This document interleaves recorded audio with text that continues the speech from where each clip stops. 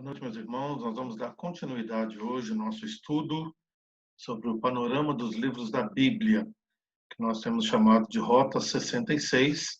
Hoje, especificamente, vamos falar sobre o livro de Hebreus, ou a Carta aos Hebreus.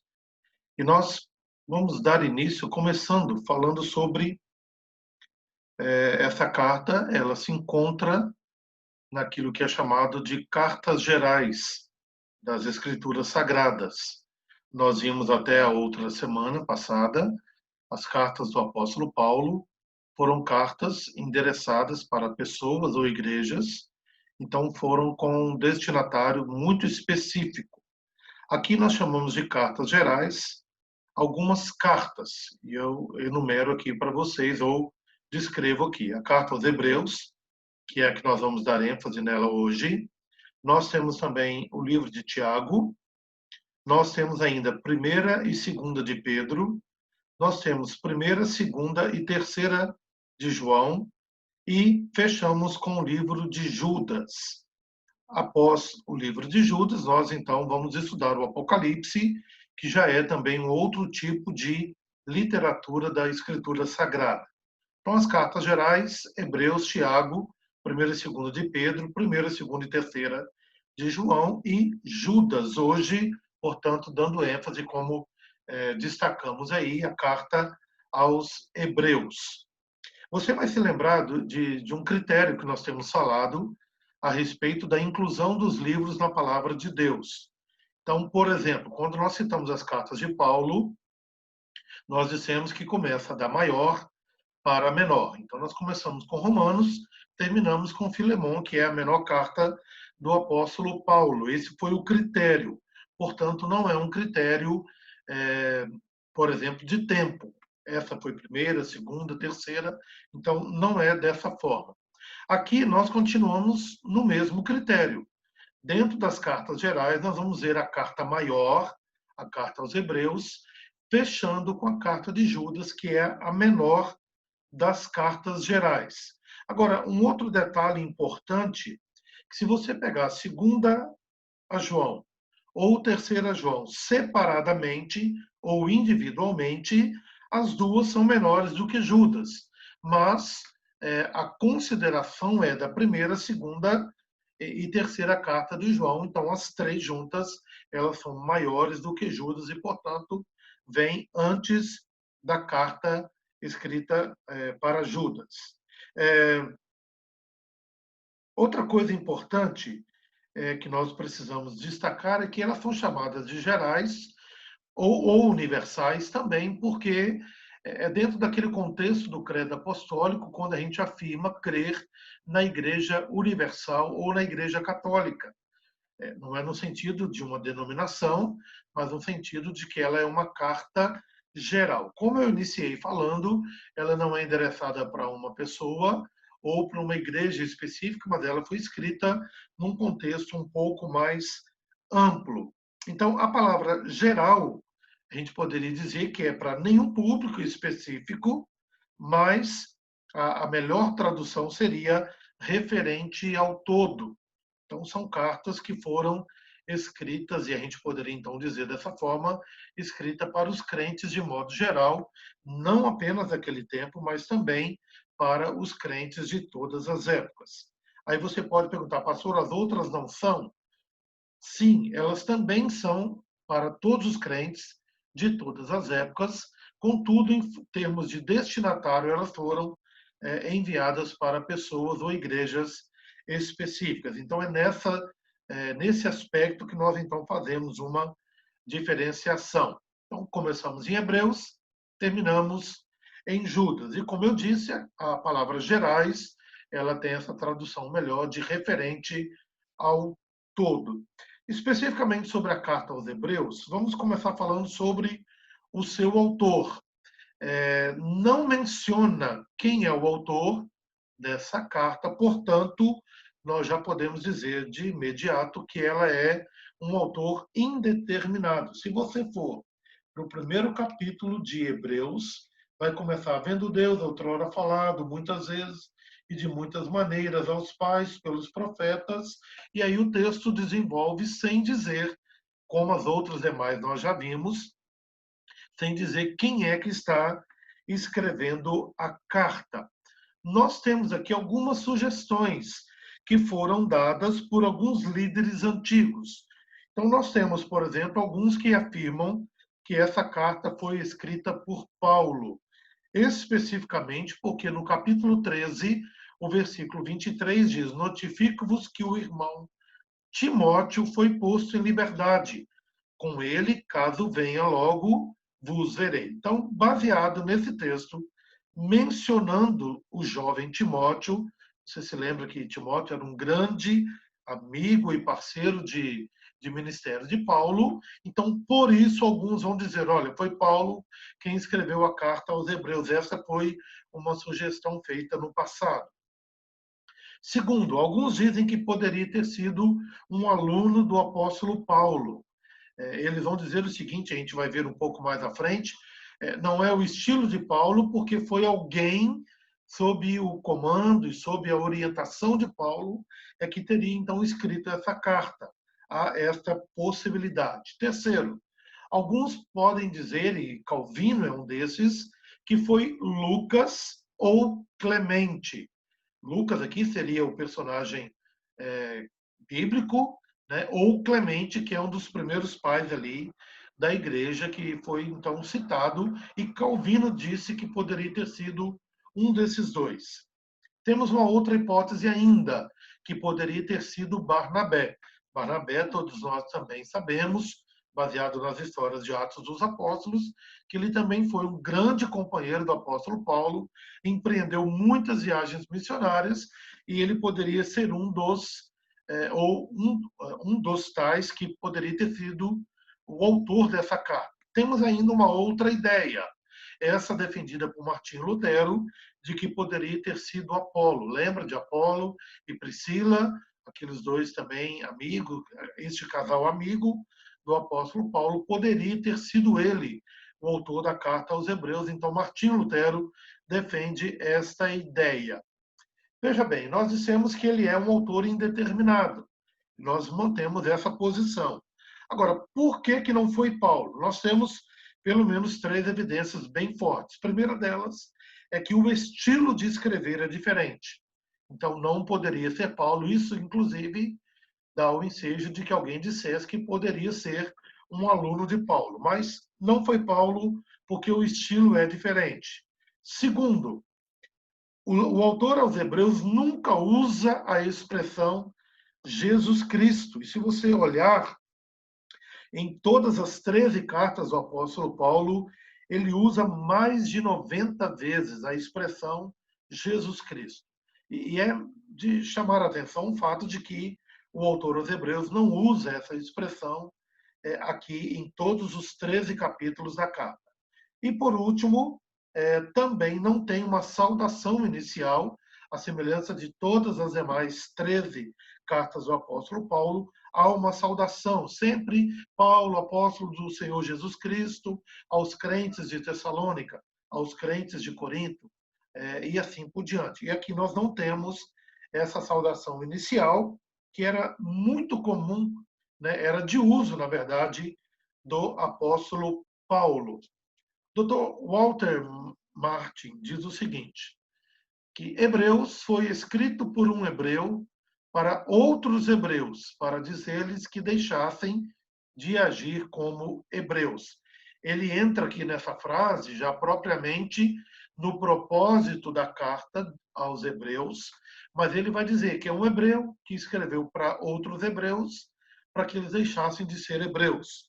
Mas talvez a melhor frase foi a de Orígenes, quando ele diz o seguinte: somente Deus sabe quem a escreveu. E ele resume muito bem este começo, quando nós estamos tratando a respeito do autor, que é indeterminado, nós não sabemos, temos algumas ideias e possibilidades, contudo, Orígenes tinha razão. Só Deus é que de fato sabe quem a escreveu.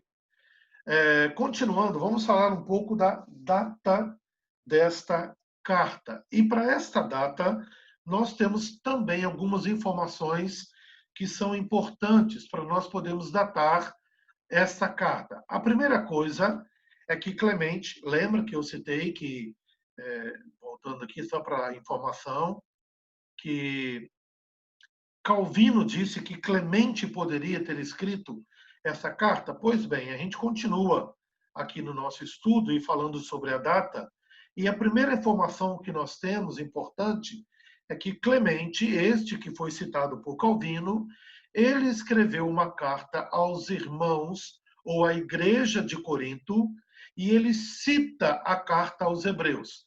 Lembre-se, irmãos, aqui nós estamos tratando de uma carta enviada aos coríntios, escrito por um pai da igreja. Nós não estamos tratando de nenhuma carta canônica, de nenhuma carta reconhecida como autoridade pelos judeus, especialmente, e pelos estudiosos posteriormente. Não é um livro que se encontra na Bíblia, mas é uma carta de Clemente aos coríntios, e ele cita os Hebreus, ou o livro de Hebreus. E ele faz essa carta, ou ele envia essa carta no ano 95 depois de Cristo. Então a gente já tem uma informação a respeito da data.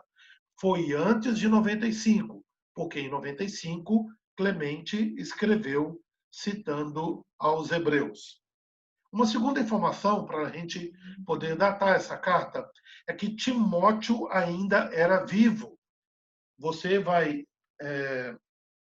olhar aqui no texto de Hebreus, no capítulo 13, versículo 23, a gente cita daqui a pouco esse texto, mas logo de imediato diz o seguinte: notifico-vos que o irmão Timóteo foi posto em liberdade com ele caso venha logo, vos verei. Nós já citamos esse texto falando a respeito de Timóteo, então Timóteo ainda era vivo quando essa carta foi escrita. Essa é uma informação também importante. Terceira informação: os destinatários, ou seja, para quem a carta aos Hebreus foi enviada, ouviram o evangelho de testemunhas oculares de Cristo. O que nós estamos afirmando? Que esses destinatários, eles não estiveram com Cristo, mas eles ouviram o evangelho a partir de testemunhas oculares de Cristo. Olha o que o texto nos diz: como escaparemos nós se negligenciarmos tão grande salvação, a qual, tendo sido anunciada inicialmente pelo Senhor, ele faz uma referência a Cristo, foi-nos depois confirmada pelos que a ouviram. Então ele está dizendo que os destinatários, eles ouviram o evangelho não de Cristo, mas de testemunhas oculares dele, ouvir o Evangelho. Essa é uma informação a respeito da data. Então, não poderia ser uma data muito próxima de Cristo. Continuando, uma outra informação importante: o Templo de Jerusalém não havia sido destruído ainda. Isso nós sabemos por quê? Porque o templo foi destruído em 70 depois de Cristo, na invasão de Tito a Jerusalém. Se este fato já tivesse acontecido, provavelmente teria sido citado aos Hebreus, porque a tese do livro de Hebreus é exatamente de que havia cessado os sacrifícios depois de Cristo. E esta informação de que não somente Jerusalém tinha sido invadido, mas o próprio templo teria sido destruído, seria uma informação muito importante para que o autor de Hebreus pudesse usá-la. Em momento algum da carta, nós temos menção a essa destruição. Nós, então, chegamos a uma outra conclusão, de que foi antes de 95, porque a carta de Clemente foi enviada em 95, mas também foi antes de 70, porque o templo não tinha sido ainda destruído. Então, essa é uma informação que nos ajuda a datar a carta aos Hebreus. Mas nós continuamos. O começo da Revolução Judaica, que deu, portanto, a oportunidade de que, no ano 70, Tito invadisse Jerusalém, né? Este começo da Revolução Judaica marca, né, o levante de Judá, ou judaico contra o Império Romano se deu em 67. Mas nós temos uma outra informação baseada no próprio livro de Hebreus que nos ajuda a datar essa carta. Então, nós temos aí o texto de Hebreus 10, 32 a 34, capítulo 12, versículo 4 e Atos 18, versículo 2. O que esses textos nos informam? Lembrai-vos, porém, esse aqui é Hebreus 10, 32 a 34. Lembrai-vos, porém, dos dias anteriores, em que, depois de iluminados, sustentastes grande luta e sofrimentos. Ora, expostos como em espetáculo, tanto de opróbrio quanto de tribulações, ora tornando-vos coparticipantes com aqueles que desse modo foram tratados, porque não somente vos compadecestes dos encarcerados, como também aceitastes com alegria o espólio ou a tomada dos vossos bens, tendo ciência de possuirdes vós mesmos patrimônio superior e durável. Olha, eu vou voltar aqui para que você tenha a informação. O texto destaca luta e sofrimentos, tribulações, opróbrio, encarcerados e espólio dos bens. O outro texto, do capítulo 12, diz o seguinte: ora, na vossa luta contra o pecado, ainda não tendes resistido até ao sangue. A expressão resistir até ao sangue é uma expressão relacionada aos mártires da igreja que foram mortos por causa da perseguição empreendida pelo Império Romano. Ele está dizendo que é um período, portanto, de muita luta, de muita tribulação, de muita perseguição. Portanto, nós voltamos lá para Atos, capítulo 18, versículo 2, e temos a informação. Lá encontrou certo judeu chamado Acla, natural do Ponto, recentemente chegado da Itália, com Priscila, sua mulher, em vista de ter Cláudio decretado que todos os judeus se retirassem de Roma. Paulo aproximou-se deles. A perseguição foi tão grande que lá na Itália, especificamente em Roma, Cláudio decretou que todos os judeus saíssem. Então, muito provavelmente, esses judeus sejam aqueles que agora a carta aos Hebreus esteja fazendo menção deles. Diante de todas essas informações, a data provável é entre 67, você se recorda que no ano 64, Nero começou a perseguição, uma perseguição gravíssima contra a igreja, mas agora em 67, este levante judaico contra o Império Romano acontece, e se foi antes de 70 da destruição, inclusive que Nero mais tarde vai colocar a culpa nos próprios cristãos, nós então temos uma possibilidade muito forte de que seja entre 67, 68 ou 69 depois de Cristo. Então, essa é a data provável da carta aos Hebreus ter sido escrita. Vamos continuar falando um pouco dos destinatários, ou a quem a carta aos Hebreus foi enviada.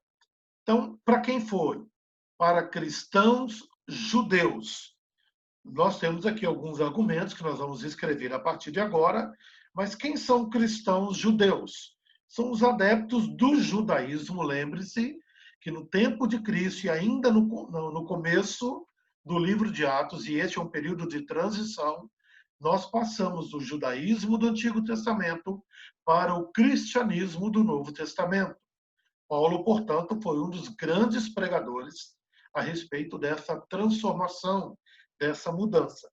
Cristãos judeus eram os adeptos do judaísmo que se converteram ao cristianismo ou se entregaram a Cristo. Quais os argumentos nós temos para dizer que estes foram os que receberam esta carta, ou a eles foi endereçada essa carta? Temos primeiro, o próprio título que foi dado ao livro chama Carta aos Hebreus. Então, o título já é uma menção de a quem foi destinada a carta. Segundo, nós vemos aí sobre sacrifícios e ensinos judaicos. Olha que interessante, o autor presume o conhecimento e a prática de sacrifícios e ensinos judaicos dos leitores. Então, quando ele fala dessas práticas, ele subentende que a quem ele está escrevendo entendia de todas as cerimônias, de todos os rituais, de todos os sacrifícios que eram realizados no Antigo Testamento. Portanto, eles eram cristãos judeus ou antigos judeus judaizantes que se converteram ao cristianismo. E, por último, o próprio texto de Hebreus, do capítulo 7, versículo 11, capítulo 8, versículo 7, capítulo 10, versículos 1 e 2, diz que Cristo tornou obsoletas as práticas do Antigo Testamento. Em outras palavras, Cristo cumpriu todas elas e elas se tornaram, portanto, sem necessidade ou de importância mais para os cristãos daquele tempo. Os textos que temos são esses. Se, portanto, a perfeição houvera sido mediante o sacerdócio levítico, lembre-se, falando do Antigo Testamento, pois nele baseado o povo recebeu a lei, que necessidade haveria ainda de que se levantasse outro sacerdote, segundo a ordem de Melquisedeque, que não fosse contado segundo a ordem de Arão? Ele vai falar aqui dos sacrifícios e do sacerdote do Antigo Testamento, que agora, por causa de Cristo, foram completamente abolidos, porque Cristo é o sacerdote para sempre, de uma vez por todas, e que cumpriu cabalmente todos os eventos do Antigo Testamento. Outro texto diz, porque se aquela primeira aliança tivesse sido sem defeito, de maneira alguma estaria sendo buscado lugar para uma segunda. Então, ele vai falar dessa aliança lá do Antigo Testamento, a dispensação do Antigo Testamento, que agora é substituída pela nova aliança, né? Ou a nova forma de se olhar para a aliança. E o texto final, ora, visto que a lei tem sombra dos bens vindouros, não a imagem real das coisas, nunca jamais pode tornar perfeitos os ofertantes com os mesmos sacrifícios que ano após ano, perpetuamente eles oferecem. De outra sorte, não teriam cessado de ser oferecidos, porquanto os que prestam culto, tendo sido purificados uma vez por todas, não mais teriam consciência de pecados. Então, os textos, na verdade, vão nos informar que foi a cristãos judeus que Paulo, perdão, irmãos, não foi Paulo, que esse autor enviou a sua carta. Nós, então, chegamos ao propósito da carta. Não sei se você conhece bem esse sinal, ele é um sinal de alerta. Essa carta, ela foi enviada com pelo menos dois alertas muito importantes para esses cristãos judeus. O primeiro deles é: não voltem ao judaísmo. Você vai perceber todo o tempo que o autor da carta ele vai tratar daquilo que se passou no Antigo Testamento e de tudo aquilo que se fez novo em Cristo Jesus. E havia, no meio de cristãos judeus, alguns que estavam retornando às práticas do judaísmo, especialmente devido à perseguição muito forte do Império Romano.